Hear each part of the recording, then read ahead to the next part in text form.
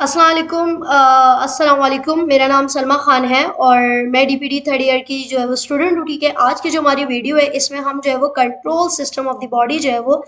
Study करेंगे। ठीक है, क्या होता है कि जो ह्यूमन बॉडी है ना माय डियर, इसके अंदर जो है वो मल्टीपल, ठीक है, थाउजेंड ऑफ कंट्रोल सिस्टम जो है वो मौजूद होते हैं। ठीक है, इनसाइड, ठीक है, एक जेनेटिकल कंट्रोल सिस्टम होता है। ठीक है, जो ऑपरेट करते हैं हमारे तमाम तर सेल्स को। ठीक है, चाहे वो इंट्रा सेलुलर सेल्स हो, ठीक है, चाहे वो एक्स्ट्रा सेलुलर सेल हो, उन तमाम तर सेल्स को क्या करते हैं, कंट्रोल करते हैं। ठीक है, इसी तरीके से ऐसे बहुत सारे कंट्रोल सिस्टम जो है वो विद इन ऑर्गन मौजूद होते हैं। ठीक है, या तो इंडिविजुअली उस ऑर्गन के फंक्शन को जो है वो मेंटेन करते हैं। ठीक है, या तो फिर वो जो है वो इंटर रिलेशनशिप में हो, एक ऑर्गन कट के दूसरे ऑर्गन के साथ जो है वो एक इंटर रिलेशनशिप होता है। ठीक है, दोनों का कंट्रोल सिस्टम होता है जो उस ऑर्गन को, ठीक है, दोनों ऑर्गन को क्या करते हैं, मेंटेन करते हैं। ठीक है, इन्होंने यहाँ पे एग्जांपल दी जैसे कि रेस्पिरेटरी सिस्टम है। ठीक है, जो रेगुलेट करता है कार्बन डाइऑक्साइड की कॉन्सेंट्रेशन को, कहाँ पे, एक्स्ट्रा सेलुलर फ्लूइड के अंदर। ठीक है, इसी तरीके से जैसे कि लीवर और पैनक्रियाज है, ठीक है, जो रेगुलेट करते हैं ग्लूकोज की कॉन्सेंट्रेशन को, कहाँ पे, एक्स्ट्रा सेलुलर फ्लूइड के अंदर। इसी तरीके से यहाँ किडनी है, ठीक है, जो कॉन्सेंट्रेशन ऑफ हाइड्रोजन की, ठीक है, सोडियम की, पोटेशियम की, फॉस्फेट की और बाकी जितने भी आइंस होते हैं, ठीक है, एक्स्ट्रा सेलुलर फ्लूइड में, उनको जो है वो मेंटेन करते हैं। तो क्या होता है कि हमारी बॉडी का जो कंट्रोल सिस्टम है ना, वो ना तो किसी भी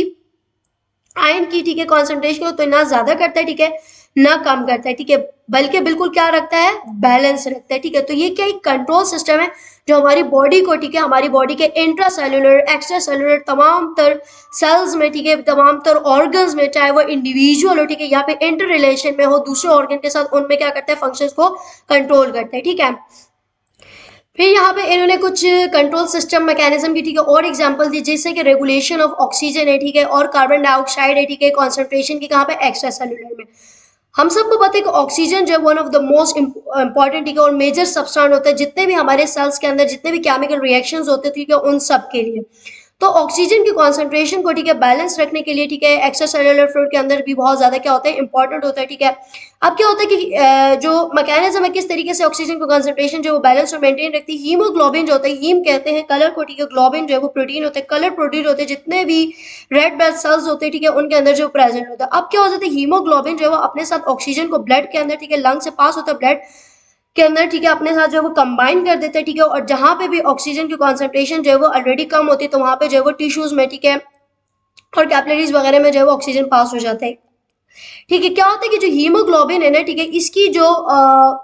बाइंडिंग कैपेसिटी होती है ना ऑक्सीजन के साथ, वो बहुत ज्यादा जो है वो स्ट्रॉन्ग होती है। तो इजीली हीमोग्लोबिन जो है वो ऑक्सीजन को क्या कर देता है, अपने साथ जो वो बाइंड कर देता है। ठीक है, और ऑक्सीजन की कॉन्सेंट्रेशन को, ठीक है, क्या कर देता है, टिश्यूज के अंदर जो है बिल्कुल मेंटेन रखता है। ठीक है,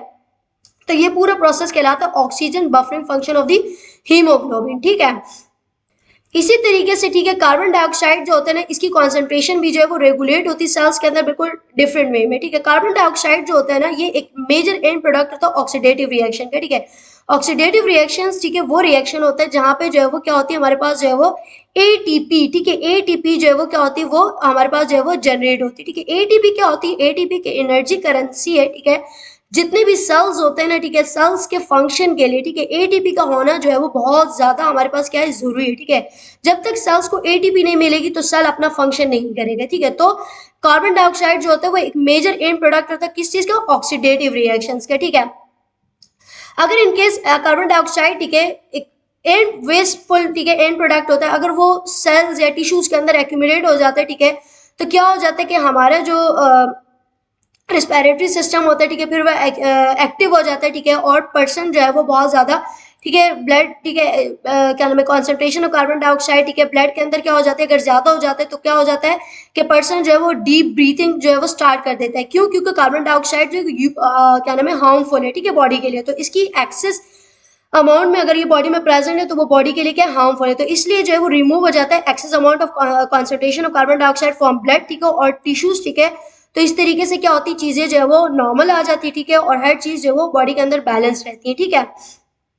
देन हमारे पास जो आता है regulation of arterial blood pressure. ठीक है, ब्लड प्रेशर क्या होता है, सबसे पहले तो ये है कि प्रेशर ऑफ ब्लड, ठीक है, toward the walls of arteries, ठीक है, वो कहलाता है ब्लड प्रेशर। अब क्या होता है कि ब्लड प्रेशर जब बॉडी के अंदर, ठीक है, कम हो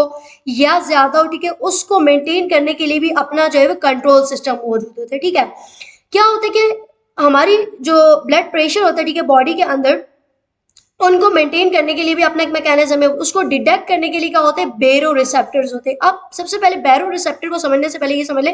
कि रिसेप्टर्स क्या होते हैं, ठीक है। रिसेप्टर्स जो है वो क्या करते थे, डिटेक्ट करते हैं, ठीक है, किसी भी चेंज को, ठीक है, चाहे इनसाइड द सेल्स, ठीक है, कोई चेंज हो या आउटसाइड द सेल्स, ठीक है, कोई चेंज होता है, ठीक है, तो हमारी बॉडी के अंदर, ठीक है, कितना होता है, डिफरेंट रिसेप्टर्स मौजूद है। वो रिसेप्टर क्या करते थे, उस चेंज को क्या करते थे, डिटेक्ट करते, ठीक है, फिर जो है वो फर्दर आगे उस मैसेज को जो है वो लेके जाते एक स्पेसिफिक ऑर्गन के पास कि भाई ये चीज कम या ज्यादा हो गई है, अब आप इसको क्या करते हैं, मेंटेन करते हैं। तो इसी तरीके से जब ब्लड प्रेशर, ठीक है, बॉडी के अंदर जो है वो कम हो जाता है, तो फौरन हमारा मैसेज जो है वो, ठीक है, क्या हो जाता है, उसको जो सबसे पहले डिडक्ट करते हैं बैरो रिसेप्टर, ठीक है, जो प्रेजेंट होते हैं हमारे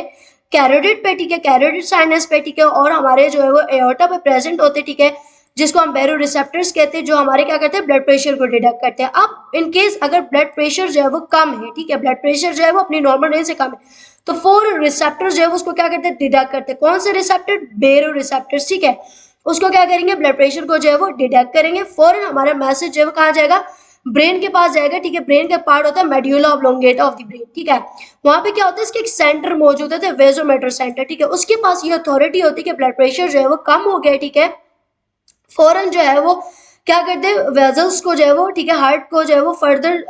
मैसेज देते हैं, ठीक है, कि भाई अब एक फैक्टर है, ठीक है, अब एक फैक्टर है कि आप इसको हार्ट को मैसेज दे कि भाई फौरन जो है वो वेजल्स को क्या करते हैं, डायलेट करते हैं और फॉर ब्लड को जो है वो इंक्रीज कर दे टुवर्ड द डिफरेंट ऑर्गन्स, ठीक है, ताकि जो है वो ब्लड प्रेशर क्या हो जाए, नॉर्मल हो जाए, ठीक है। इसी तरीके से अगर इनकेस ब्लड प्रेशर जो है वो अपनी नॉर्मल रेंज से जो है वो ज्यादा हो गया, ठीक है, अब ब्लड प्रेशर क्या है, ज्यादा हो गया, तो इसी तरीके से फॉरन रिसेप्टर्स होते हैं, ठीक है, बैरो रिसेप्टर, वो डिटेक्ट करते हैं, ठीक है, फॉरन मैसेज ब्रेन के पास जाते हैं कि भाई आप हार्ट को मैसेज दो कि भाई ब्लड प्रेशर जो है वो बहुत ज्यादा हो गया, आप इसको कम कर दो, तो फौरन जो है वो हार्ट क्या कर देता है, कॉन्ट्रैक्ट होना स्टार्ट कर देता है, ठीक है, और इंक्रीज ब्लड को क्या कर देता है, डिक्रीज कर देता है, ठीक है, आर्टेरियल प्रेशर को, क्या ब्लड प्रेशर जो है वो अपनी जो है वो नॉर्मल रेंज की तरफ आ जाए। तो इस तरीके से अपने कंट्रोल सिस्टम है, ठीक है, बॉडी का जो तमाम तर फंक्शंस को क्या करता है, तमाम तर ऑर्गन्स को जो है वो कंट्रोल करता है, ठीक है। देन हमारे पास आते हैं नॉर्मल रेंजेस, ठीक है, and physical characteristics of the important extracellular fluid, ठीक है, जो एक्स्ट्रासेलुलर फ्लूइड होता है ना, उसके अंदर वहां पे जो है वो डिफरेंट, ठीक है, क्या होती है, हमारे पास जो है वो आयंस जो है वो प्रेजेंट होती है, ठीक है, तो हर एक चीज की कॉन्सेंट्रेशन जो है वो क्या होनी चाहिए, बैलेंस होनी चाहिए, ठीक है। ये चार्ट अगर यहाँ पे देखें, ठीक है, जैसे कि ऑक्सीजन है, ठीक है, कार्बन डाइऑक्साइड है, सोडियम है, ठीक है, पोटेशियम है, कैल्शियम है, क्लोराइड है, बायोकार्बोनेट है, ठीक है, ग्लूकोज है, बॉडी टेम्परेचर है, एसिड बेस है, ठीक है, इनकी अपनी क्या होती है, नॉर्मल वैल्यू होती है, ठीक है, और नॉर्मल रेंज होते हैं ना, तो इस नॉर्मल रेंज से वो चीज ज्यादा होनी चाहिए, ठीक है, ना जो है वो कम होनी चाहिए, तो ये अपना पूरा सिस्टम जो है वो क्या होगा, मेंटेन रहेगा, ठीक है। तो यहाँ पे इन्होंने यहीं पे डिफरेंट आयन की जो है वो एग्जांपल दी, ठीक है, इन्होंने सबसे पहले बॉडी टेम्परेचर की एग्जांपल दी, अगर बॉडी टेम्परेचर नॉर्मल रेंज से जो है वो ज्यादा हो जाता है तो बॉडी टेम्परेचर, ठीक है, ज्यादा हो जाएगा, ठीक है, और जो बॉडी के लिए क्या होंगे, हार्मफुल होंगे। इसी तरीके से इन्होंने यहाँ पे जो है वो एसिड बेस की भी एग्जाम्पल दी कि इसकी नॉर्मल रेंज जो है 7.4 जो वो पीएच होना चाहिए, ठीक है, एसिड बेस का, इससे जो है वो न कम होना, ज्यादा होना चाहिए। दूसरे इन्होंने पोटेशियम आयन की कॉन्सेंट्रेशन दी है, ठीक है, अगर ये 1/3, ठीक है, नॉर्मल से क्या हो जाता है, लेस देन हो जाता है, तो क्या हो जाता है कि हमारे जो इलेक्ट्रिकल सिग्नल्स होते हैं, ठीक है, उनमें जो है वो नॉर्मलिटी आती, ठीक है, जो क्या कर देती है हमारी जो inability to carry the signals. तो पोटेशियम आयन वैसे बहुत इंपॉर्टेंट आयन होता है इंट्रासेल्युलर का भी, ठीक है, उसके अलावा जो ब्रेन होता है, ठीक है, वहां पे भी जो पोटेशियम आयन जो है बहुत ज्यादा जरूरी है, तो पोटेशियम आयन की कॉन्सेंट्रेशन जो बॉडी में बिल्कुल बैलेंस होनी चाहिए, ठीक है। देन यहाँ पे इन्होंने एग्जाम्पल दिए हैं, यहाँ पे इन्होंने एग्जांपल दी, ठीक है, कैल्शियम आयन की कॉन्सेंट्रेशन भी जो है बिल्कुल बैलेंस होनी चाहिए, ठीक है, अगर कैल्शियम की कॉन्सेंट्रेशन जो है वो कम हो जाती है तो ठीक है, क्या हो जाता है, मसल्स में जो है वो टेटनिक लैग मसल जो है वो कॉन्ट्रैक्शन क्या कर देते हैं, जो है वो स्टार्ट हो जाते हैं, ठीक है। टेटनिक लैग मसल कॉन्ट्रैक्शन से मुराद है कि मसल्स जो है बहुत ज्यादा कॉन्ट्रैक्ट होंगे, ठीक है, और रिलैक्स होंगे, जिसमें क्या होती है, नॉर्मल मूवमेंट होने के जो है वो फिर जो है वो चांसेस हो सकते हैं, ठीक है। इसी तरीके से इन्होंने यहाँ पे ग्लूकोज की कॉन्सेंट्रेशन की एग्जाम्पल दी है कि ग्लूकोज की कॉन्सेंट्रेशन भी जो है वो अगर फॉल हो जाती है, ठीक है, 1/2 से, ठीक है, नॉर्मल से, तो पर्सन जो क्या हो जाता है, एक्सट्रीम मेंटल कंडीशन में चला जाता है, ठीक है, और कन्वर्जन होने के जो चांसेस होती है। मेडिकल ट्रामा इसका मतलब होता है पर्सन के एबनॉर्मल मूवमेंट, ठीक है, बिल्कुल अनकॉन्शियस हो जाता है, ठीक है, इनवॉलेंट्री मूवमेंट जो वो शो करता है, तो ये एक मेडिकल ट्रामा, ठीक है। इस तरह के टर्मिनोलॉजीज अगर आप बुक में देखते हैं तो ठीक है, उनको अपनी एक कॉपी में, ठीक है, अपने पास नोट किया करें, क्योंकि फर्दर आगे जाके आप जब 3rd ईयर में आते हैं, ठीक है, या फिर जो आप क्लिनिकल साइड पे जाते हैं तो इस तरह के टर्म आपको जो है वो बहुत ज़्यादा आपके लिए हेल्पफुल रहता है। तो ये पूरा क्या एक कंट्रोल सिस्टम है, ठीक है, जो हमारी बॉडी के अंदर जो है वो मेंटेन होता है, ठीक है। और आगे इंशाल्लाह हम जो है वो नेक्स्ट अपनी वीडियो में पॉजिटिव और नेगेटिव फीडबैक सिस्टम को जो है वो डिस्कस करेंगे, ठीक है। आज की वीडियो यहीं तक थी। अगर आपको मेरी वीडियो अच्छी लगी हो तो उसको लाइक करें, शेयर करें। बहुत शुक्रिया।